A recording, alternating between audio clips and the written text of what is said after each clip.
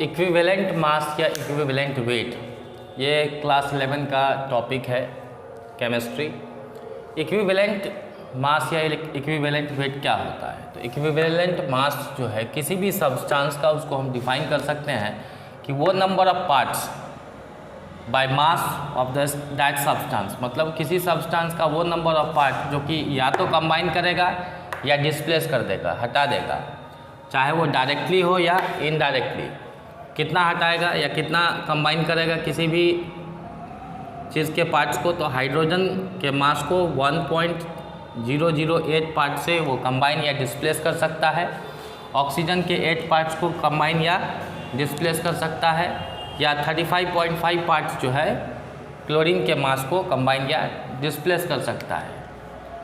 ठीक है, तो किसी भी सब्सटेंस का इक्विवेलेंट मास कैसे निकालते हैं? अब अलग अलग फार्मूले हैं अलग अलग चीज़ निकालने के लिए।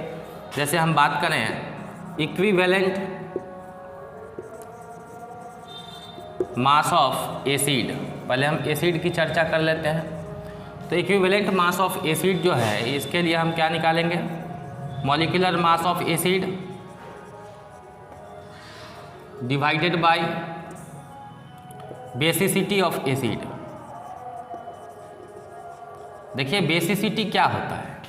बेसिसिटी का मतलब है कि कितना H+ आयन कोई एसिड दे सकता है, उसी को हम कहते हैं बेसिसिटी ऑफ एसिड। एग्जाम्पल समझिए, जैसे H2SO4 है, तो H2SO4 में हाइड्रोजन कितना डिस्प्लेस हो सकता है? तो इसमें 2 हाइड्रोजन है, 2 हाइड्रोजन डिस्प्लेस हो सकता है, तो इसकी बेसिसिटी कितनी हो गई? बेसिसिटी हो गई इसकी 2। ठीक है, अगर हम HCl की बात करें, HCl टूटेगा H+ और Cl- देगा, है ना। इसमें एक ही हाइड्रोजन है, तो इसकी बेसिसिटी कितनी हो गई? इसकी बेसिसिटी हो गई 1। वैसे ही HNO3 है ना, नाइट्रिक एसिड, तो नाइट्रिक एसिड में एक हाइड्रोजन है, तो इसकी बेसिसिटी कितनी हो गई? क्योंकि एक ही हाइड्रोजन को डिस्प्लेस कर सकता है, तो इसकी बेसिसिटी हो गई 1। तो इसकी भी बेसिसिटी 1 हो गई। ठीक है, तो जितना H+ आयन कोई एसिड दे सकता है उसको हम बेसिसिटी कहते हैं। Number of replaceable H+ ion bye N acid is called basicity of acid. अब इस पे एक क्वेश्चन बना लेते हैं हम लोग, क्लियर हो जाएगा।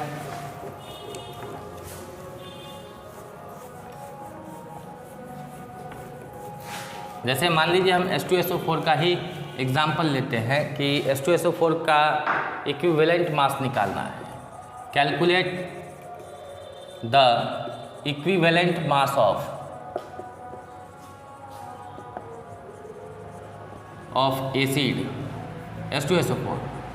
ठीक है, H2SO4 ये सल्फ्रिक एसिड है ना, H+ आयन डोनर एसिड कहलाता है। तो देखिए इसका हम इक्विवेलेंट मास कैसे निकालेंगे? इक्विवेलेंट मास निकालने के लिए हमको पहले मॉलिक्यूलर फार्मूला निकालना होगा। चूँकि फार्मूला हमारा क्या है? इक्विवेलेंट मास ऑफ H2SO4 जो कि एसिड है, तो इसका हमारा फार्मूला हो गया मॉलिक्यूलर मास बाय बेसिसिटी। तो मॉलिक्यूलर मास कितना होगा H2SO4 का, हम यहाँ निकाल लेते हैं। तो H2SO4 का मॉलिक्यूलर मास जो हो जाएगा, हाइड्रोजन का मास 1 होता है और 2 एटम है तो × 2 प्लस अगले एलिमेंट के लिए प्लस साइन देते हैं, है ना। सल्फर का मास 32 है, ऑक्सीजन का 16, और ऑक्सीजन के कितने एटम हैं? 4 एटम है, तो 4 से मल्टीप्लाई कर देंगे। 2 × 1 = 2 प्लस 32 और प्लस 64, 16 चौके 64। अब सभी को जोड़ दें, 4 × 2 = 6, 6 × 2 = 8 और 6 × 3 = 9। 98 AMU एटॉमिक मास यूनिट, या यूनिट लिख सकते हैं हम इसको, है ना। अब देखिए इसका मास जो है 98 एटॉमिक मास यूनिट हो गया। अगर ग्राम में एक्सप्रेस करें तो 98 ग्राम लिख सकते हैं हम इसको। ठीक है, और इसकी बेसिसिटी कितनी होगी? तो ये H2SO4 है, इसमें 2 हाइड्रोजन है, 2 हाइड्रोजन है, तो इसकी बेसिसिटी कितनी होगी?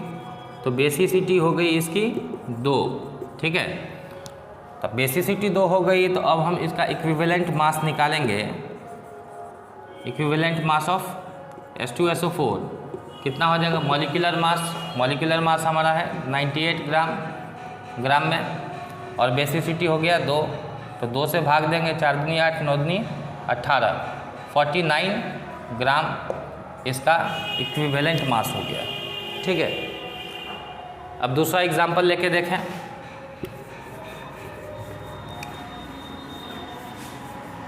अगर मान लीजिए हम नाइट्रिक एसिड का इक्विवेलेंट मास कैलकुलेट करें, calculate the equivalent mass of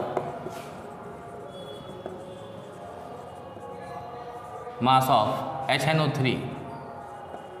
ठीक है, तो नाइट्रिक एसिड का इक्विवेलेंट मास, तो मैंने आपको पहले बताया है कि आपको क्या करना है, मॉलिक्यूलर मास निकाल लेना है।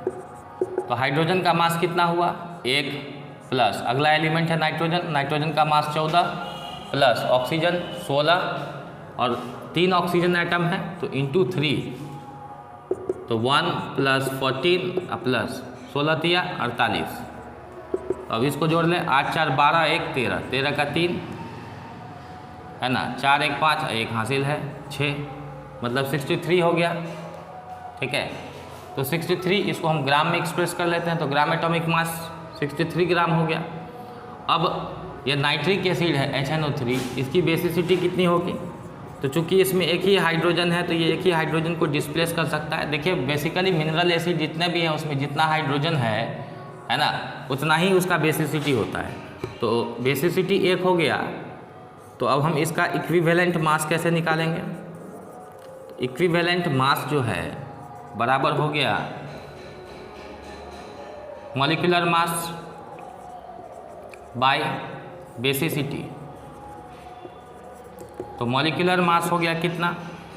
तो मॉलिक्यूलर मास है 63 ग्राम और बेसिसिटी है 1, तो 63 को 1 से डिवाइड करेंगे तो 63 ग्राम ही हो जाएगा। अच्छा, अब जो है मान लीजिए कि हम किसी ऑर्गेनिक एसिड का निकाल के देखें।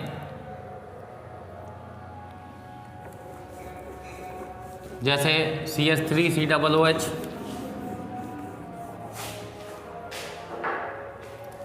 Calculate the equivalent mass of CH3COOH। ठीक है, तो इक्विवेलेंट मास निकालना है तो आपको पहले पता है कि हमको मॉलिक्यूलर मास निकाल लेना है। मॉलिक्यूलर मास किसका? CH3COOH का। देखिए कार्बन का मास होता है 12 प्लस हाइड्रोजन का 1, इसमें 3 एटम है तो इंटू 3 प्लस फिर कार्बन है मास 12, ऑक्सीजन 16, फिर अगला ऑक्सीजन है इसका भी 16, और फिर हाइड्रोजन है 1, तो 12 प्लस 3 1 जा 3 प्लस 12 प्लस 16 प्लस 16 प्लस 1। अब हम इसको जोड़ लें, 1 और 6 7, 7 6 13, 13 2 15, 15 3 18, 18 2 20, कैरी हो गया 2, 2 1 3 4 5 6, तो 60 ग्राम इसका ग्राम एटॉमिक मास हो गया। और इसकी बेसिसिटी कितनी होगी? तो देखिए CH3COOH जब टूटता है, ठीक है, तो CH3COO माइनस और H प्लस देता है। चूँकि ये एक H प्लस दे रहा है इसीलिए इसकी बेसिसिटी कितनी होगी? इसीलिए इसकी बेसिसिटी हो जाएगी 1। ठीक है, तो इसका इक्विवेलेंट मास कितना होगा? इक्विवेलेंट मास जो होगा ऑफ CH3COOH, आपको पता है मॉलिक्यूलर मास बाय बेसिसिटी, तो मॉलिक्यूलर मास है 60 ग्राम और बेसिसिटी 1 है, तो इसे 1 से डिवाइड करेंगे कितना हो जाएगा? 60 ग्राम।